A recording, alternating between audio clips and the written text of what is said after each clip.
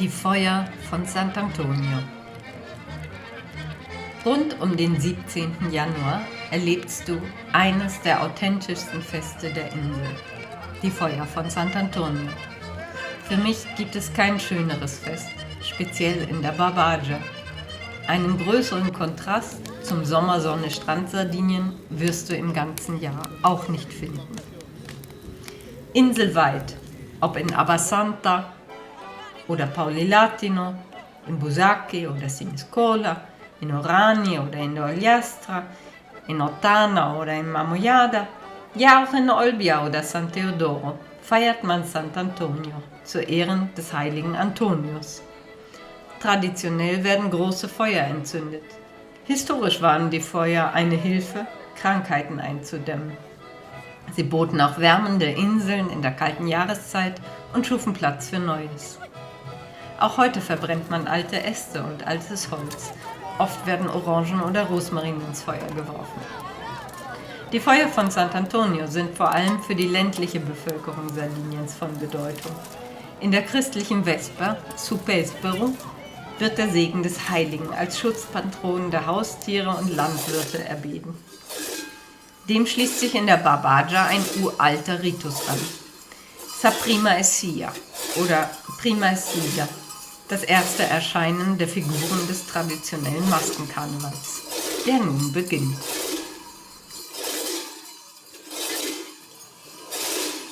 Verrückter Karneval, ein Haufen Sünden, ununterbrochene Freude und Wehmut.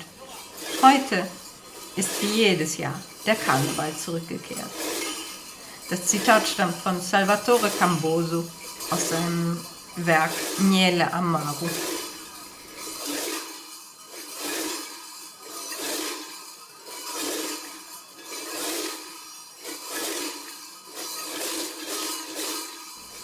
Gänsehaut gibt es am 17. Januar in Marmoiada.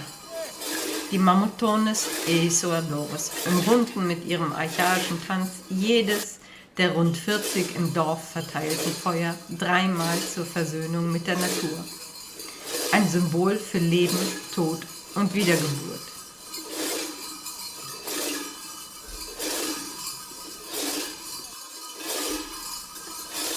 Durch die Gassen von Marmoiada dringt der dumpf scheppernde Klang großer Viehglocken und schafft eine spannende, mystische Atmosphäre.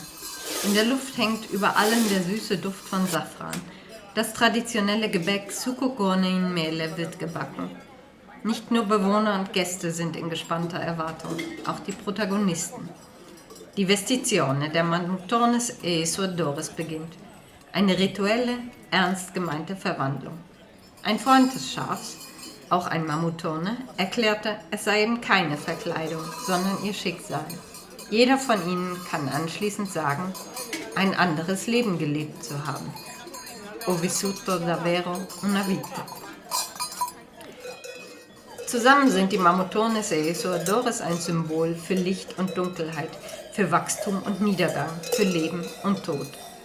Einerseits der natürliche Lauf der Dinge im Landleben. Andererseits eine Philosophie, die wohl in die allerfrüheste Menschheitsgeschichte zurückgeht. Ihr wild anmutender und doch strukturierter Tanz geht auf ein uraltes Ritual zurück, das die Natur oder einen Naturgott versöhnen und für ein gutes Wiedererwachen des Bodens nach dem Winter sorgen soll. 12 Mamutones sind für ihren Zug durch das Dorf in 2 Reihen aufgestellt. 8 Isoadores sind um sie herum verteilt. Ein Isoadore führt die Mamutones an. Er gibt den Takt vor. Su guidadore. Sie gehen wie mit einem einzigen Schritt. A un passo solo. Die starken Tritte und der durchdringende Klang der Glocken sind eine unmissverständliche Aufforderung an die Erde, aus der Winterlethargie aufzuwachen. Svegliati!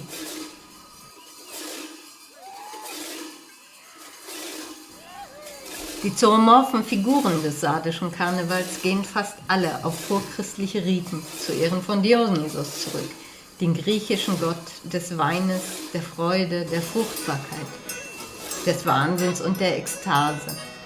Im Grunde dreht sich alles um den ewigen Kampf zwischen Mensch und Natur.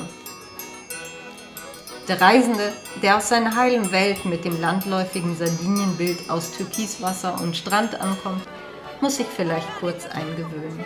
Aber diese uralten, unvergessenen Figuren sind bei uns im Heute angekommen. Sie faszinieren und verstören.